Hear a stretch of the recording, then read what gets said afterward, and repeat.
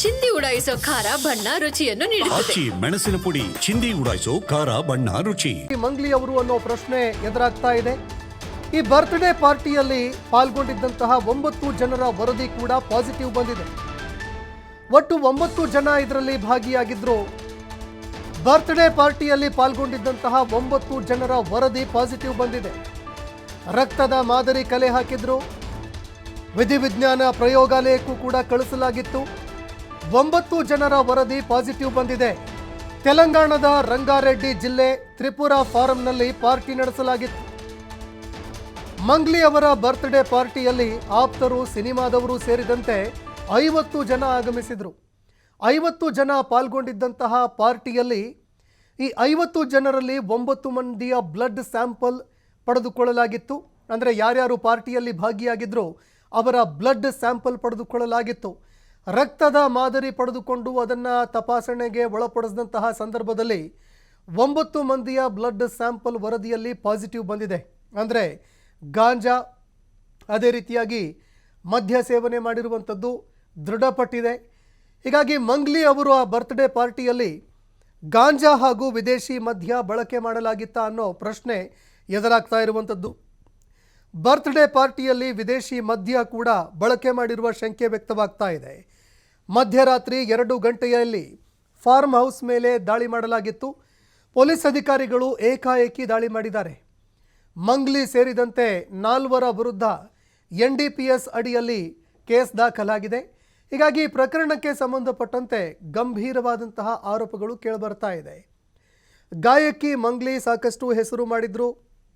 ಅದೇ ರೀತಿಯಾಗಿ ತಮ್ಮ ಹುಟ್ಟುಹಬ್ಬದ ಸಂದರ್ಭದಲ್ಲಿ ಒಂದು ಪಾರ್ಟಿ ಆಯೋಜನೆ ಮಾಡಿದ್ರು. ಈ ಪಾರ್ಟಿಯಲ್ಲಿ ಗಾಂಜಾ ಬಳಕೆ ಮಾಡಲಾಗಿದೆ ಅನ್ನುವಂತಹ ಒಂದು ಆರೋಪ ಕೇಳಿಬರ್ತಾ ಇದೆ.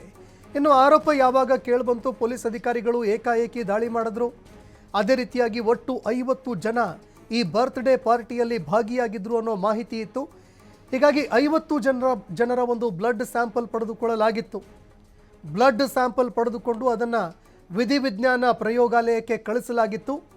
ವಿಧಿವಿಜ್ಞಾನ ಪ್ರಯೋಗಾಲಯದಲ್ಲಿ ಈ ಬ್ಲಡ್ ಸ್ಯಾಂಪಲ್ಗಳನ್ನು ಪರೀಕ್ಷೆಗೆ ಒಳಪಡಿಸಿದಂತಹ ಸಂದರ್ಭದಲ್ಲಿ ಒಟ್ಟು 9 ಜನರ ಬ್ಲಡ್ ಸ್ಯಾಂಪಲ್ನಲ್ಲಿ ಪಾಸಿಟಿವ್ ಬಂದಿದೆ.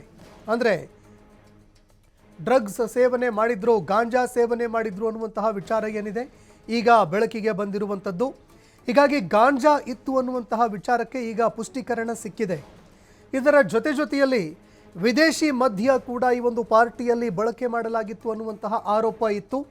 ಅದಕ್ಕೆ ಸಂಬಂಧಪಟ್ಟಂತೆ ಆ ಬರ್ತ್ಡೇ ಪಾರ್ಟಿಯಲ್ಲಿ ಏನೆಲ್ಲ ಮದ್ಯದ ಬಾಟಲ್ಗಳು ಲಭ್ಯವಾಗಿದೆ ಅದನ್ನು ಕೂಡ ವಶಕ್ಕೆ ಪಡೆದುಕೊಂಡು ಇದೀಗ ಪೊಲೀಸ್ ಅಧಿಕಾರಿಗಳು ಈ ಪ್ರಕರಣಕ್ಕೆ ಸಂಬಂಧಪಟ್ಟಂತೆ ತನಿಖೆ ಮುಂದುವರಿಸಿದ್ದಾರೆ. ತೆಲಂಗಾಣದ ರಂಗಾರೆಡ್ಡಿ ಜಿಲ್ಲೆ ತ್ರಿಪುರಾ ಫಾರಂನಲ್ಲಿ ಒಂದು ಪಾರ್ಟಿ ಆಯೋಜನೆ ಮಾಡಲಾಗಿತ್ತು. ಮಂಗ್ಲಿ ಅವರ ಆಪ್ತರು, ಸಿನಿಮಾದವರು ಸೇರಿದಂತೆ ಒಟ್ಟು 50 ಜನ ಈ ಪಾರ್ಟಿಯಲ್ಲಿ ಪಾಲ್ಗೊಂಡಿದ್ದರು. 50 ಜನರಲ್ಲಿ ಒಟ್ಟು 9 ಮಂದಿಯ ಬ್ಲಡ್ ಸ್ಯಾಂಪಲ್ ವರದಿಯಲ್ಲಿ ಪಾಸಿಟಿವ್ ಅಂತ ಬಂದಿದೆ. ಅಂದರೆ ಅವರು ಗಾಂಜಾ ಸೇವನೆ ಮಾಡಿದ್ರು ಅನ್ನುವಂತಹ ವಿಚಾರ ಈಗ ಬೆಳಕಿಗೆ ಬಂದಿರುವಂಥದ್ದು. ಬರ್ತ್ಡೇ ಪಾರ್ಟಿಯಲ್ಲಿ ವಿದೇಶಿ ಮದ್ಯ ಕೂಡ ಬಳಕೆಯಾಗಿದೆ ಅನ್ನುವಂತಹ ಒಂದು ಶಂಕೆ ವ್ಯಕ್ತವಾಗ್ತಾ ಇದೆ. ಮಧ್ಯರಾತ್ರಿ 2 ಗಂಟೆಯಲ್ಲಿ ಫಾರ್ಮ್ ಹೌಸ್ ಮೇಲೆ ಪೊಲೀಸ್ ಅಧಿಕಾರಿಗಳು ದಾಳಿ ಮಾಡ್ತಾರೆ. ದಾಳಿ ಮಾಡಿದಂತಹ ಸಂದರ್ಭದಲ್ಲಿ ಮಂಗ್ಲಿ ಸೇರಿದಂತೆ ಒಟ್ಟು 4 ವಿರುದ್ಧ NDPS ಕಾಯ್ದೆ ಅಡಿಯಲ್ಲಿ ಪ್ರಕರಣ ದಾಖಲಾಗಿದೆ. ಹೀಗಾಗಿ ಈ ಪ್ರಕರಣ ದಾಖಲು ಮಾಡಿಕೊಂಡಿರುವಂತಹ ಪೊಲೀಸ್ ಅಧಿಕಾರಿಗಳು ಇದೀಗ ತನಿಖೆ ಮುಂದುವರಿಸಿದ್ದಾರೆ. ಗಾಂಜಾ ತೆಗೆದುಕೊಂಡಿದ್ರು ಅಂತ ಏನು ಆರೋಪ ಕೇಳಿಬರ್ತಾ ಇದೆ, ಯಾರ್ಯಾರ ಬ್ಲಡ್ ಸ್ಯಾಂಪಲ್ನಲ್ಲಿ ಪಾಸಿಟಿವ್ ಅಂತ ಬಂದಿದೆ ಅವರನ್ನು ಕರೆಸಿ ವಿಚಾರಣೆ ಮಾಡಲಾಗುತ್ತೆ. ಅದೇ ರೀತಿಯಾಗಿ ಸ್ಥಳದಲ್ಲಿ ಸಿಕ್ಕಿರುವಂತಹ ಮಾದಕ ವಸ್ತುಗಳನ್ನು ತೆಗೆದುಕೊಂಡು ತನಿಖೆ ಮುಂದುವರಿಸಲಾಗುತ್ತೆ.